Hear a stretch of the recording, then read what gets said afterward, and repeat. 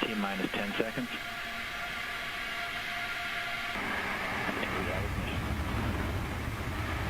And we have liftoff of Antares, the Orbit 3 mission that brings Cygnus on its third CRS mission to the ISS.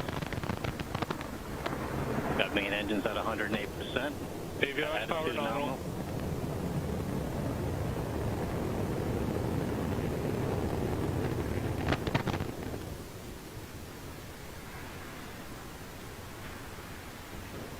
A very well-known picture for those collector of rocket pictures. This was really spectacular almost from the get-go. We see the vehicle lifting off and essentially coming over safety at that altitude. Here's a view from the other side.